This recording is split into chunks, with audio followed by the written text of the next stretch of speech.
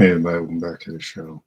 So yesterday I saw some news about The Last of Us Part 3 apparently being canceled by Neil Druckmann. Saw the news on social media said that Neil Druckmann isn't sure if Part 3 is going to be a thing going forward. And of course the usual people start crying. I'm like, oh, Neil Druckmann is this and Druckmann is that. I'm like, it sounds to me like it's the same crap George Lucas gets with the prequels, even to this day. We know he's not involved anymore. I mean, let's say what you know about Neil Druckmann, but The Last of Us TV series is probably the best video game adaptation I've seen, so aside from the Sonic movies. So he did something right. I mean, sure you can say Part 2 is controversial, but it's a complex story. I don't think the game told the story as well as it could have. I think that's where the show is going to hopefully do it better. Not to wait for, I think it's early April.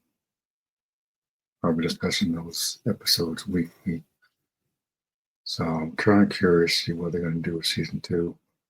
Apparently, Part 2 is going to be adapted over a couple of seasons. And with no Part 3 games, so if there's no Part 3 game, then there probably won't be any more seasons of the show, so they won't have anything to base it on. Unlike Game of Thrones, where they kept going with the season, even though they had no source material, which is why people despise the last couple of seasons, which I understand. So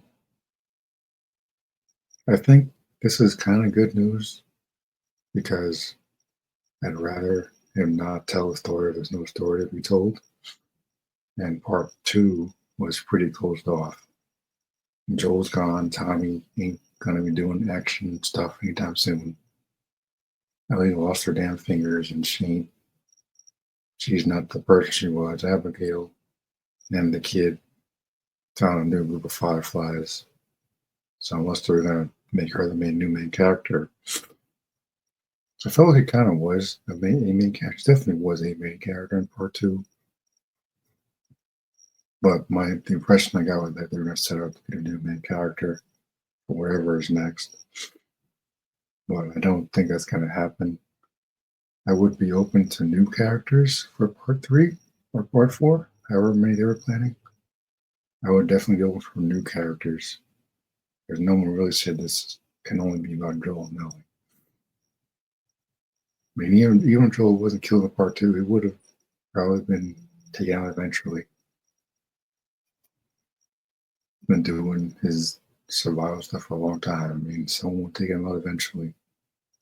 And you don't really get to choose when you go in that world. Like look at Tess. When Tess went out, just sad.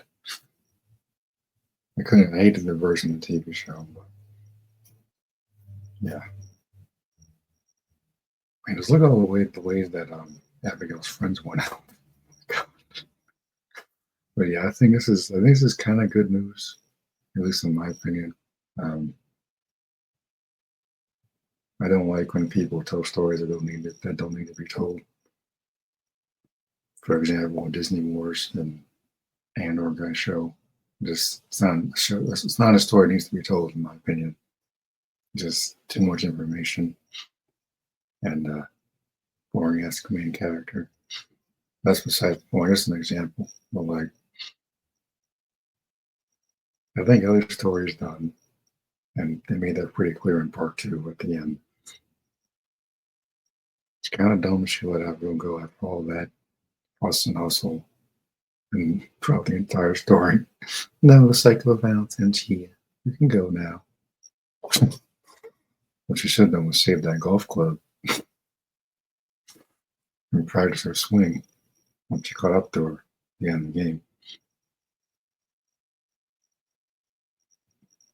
I think this is kind of good news because I use Uncharted as an example because the original Uncharted games ended on a pretty clear note for the most part with Nathan and Elena walking into the sunset at the end of part three. Drake's Deception, I think it was called. Whatever Uncharted 3 was called. They pretty much walked into the sunset at the end of part three. So I don't know. I liked Uncharted 4 Thief's End.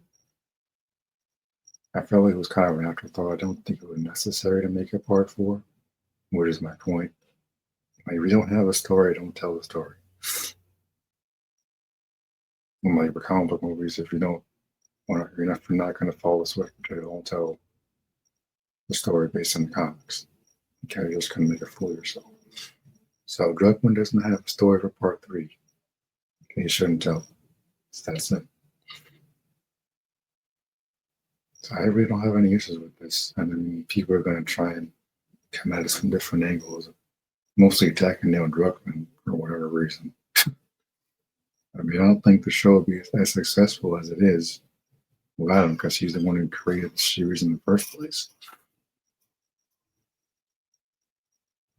It's like people, it's like my books ever become like mainstream. It's like someone trying to tell me how to write my characters that I created. Like, it's like the moment he comes up with a story, unless he's just covering for something, throwing people off so they don't bother him if he actually has a story in mind. Because, like, let's say he does come up with a story for part three. The moment he does, people are going to start bombarding him with questions on that. I see this as more of like a diversion to keep people away from not bothering them while he works on the story. In case there is a part three, it would be cool to have a Last of Us trilogy, but only if there is a story worth telling. Personally, I don't think there is. I think they closed off a lot of. I think they closed a lot of things off in part two. It feels like it was a nice little, well, open-ended, but I mean, part of me thinks that part one was a good standalone story that didn't really need to go any further. But I enjoyed part two. I admit when Joel was killed off, it kind of pissed me off. But once the flashback started, I think I understood a little more what they were going for. Still don't really like Abigail that much. Just I really wish that we had the option to actually take her out, because if the roles were reversed and it was Ellie that got killed and Joel were playing as Joel would have killed her. There's no way Joel would let her go. And the entire story of part two was Ellie just basically trying to be Joel. And she can't. She's never going to be as ruthless as Joel was. And Abigail basically becomes Joel as well. So the whole story is about him anyway. Avenging him and basically becoming. So, at the end of the day, we still kind of get Joel in part two, just not in the way we all expected. And the Naughty Dog definitely threw everybody off with the trailers, which I got over that a while ago. As far as the leaks, I mean, if you were stupid enough to read the leaks in the first place, that's your fault. So I have no sympathy for people that talk about the leaks. Like, oh, the leaks came online and I read them. And that's your fault for spoiling yourself. It's why people have so much anger towards the game before it even got released, because they were looking at the damn leaks. I'm like, I heard about the leaks. I didn't bother looking at them. I didn't want to spoil it for myself. That's how you form your own opinion. But then people, of course, online, it's like, oh my God, this is going to happen. That's going to happen. Oh my gosh. And Gotham Knights back looking with the team, not Nightwing, even though I haven't played the game. Stuff like that. And people they ruin their own experience. So people crying about the leaks or this and that, that's your own fault for being stupid. But yeah, I think this is kind of good news. I want to see how they do with season two. See how long they have Joel in the show for, because I like Bella Ramsey as Ellie. I just don't know if she can carry the show yet. So that would be my only concern. if they can push Joel's demise a little bit further and develop Abigail and actually show that she's actually a good person before she kills him, push that as far back as possible, and then maybe set up Seattle Day 1 and 2 and 3 for the next season at least. So we can have a little more time with Joel and Ellie because we were completely robbed of that game. I think I'd be okay with that. But yeah, I don't see this as being bad news at all. This is actually really good news, I think. Again, this could be a diversion while he's actually just sitting and thinking about a part 3 story. Because people will not leave him alone if he ever says, "Hey, I got part 3 written already, and we're going to start filming and whatnot." People will not leave him alone. So I can see this being a diversion to throw people off the scent or what he might actually be doing. So that's my 2 cents on that. Either way, I think part 2 wrapped things up pretty well. I think part 1 was a good standalone story. I don't think part 2 was really necessary, but I personally was excited to play as Ellie, and the gameplay is definitely better in 2 than it was in part 1. Just looking from a gameplay perspective, the story for part 1 obviously is better, but part 2 is complicated, and I think a lot of people struggle with complex stories overall, especially in games, because most people don't really play games for like deep stories. They just do button mashing, or if you play Call of Duty, just dopey shooters and whatnot. But if you're actually in it for a story, this is a pretty complex story, which is probably why they're splitting it into like 2 seasons for the Last of Us series. And again, say what you want about New Brooklyn, but the Last of Us series is probably the best adaptation for gaming I've seen since the Sonic movies, especially the third. So, because look at other adaptations out there, like Resident Evil, it's been pretty bad. Failed in the movies. There were like 6 movies. They were all terrible. TV show sucked. There was a Street Fighter movie back in the day. Terrible. Mortal Kombat movie back in the 90s. Terrible. Hitman movie. Terrible. There's just, there was a Max Payne film back in the day. Now we're working at the movie theater. Awful. Absolutely awful. So there hasn't really been a good track record with video game adaptations. And then The Last of Us happened and kind of changed the game. So yeah, I'm kind of satisfied with part 2. Or I'd rather them take their time and give me a good season 2 with the show versus rushing out another game just to do it. And ignoring the naysayers, because they're always going to be crying about everything.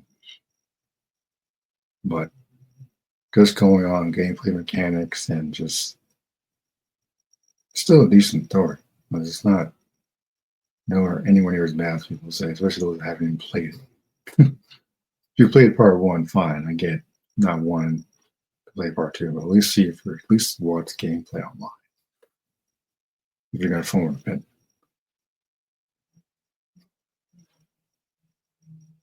Yeah, I don't think this is really bad news personally. As an author myself, if I don't have a story to tell, I'm not going to tell my story. It's that simple. So maybe Druckmann is actually planning part 3, but he doesn't want people to know because, it's the internet.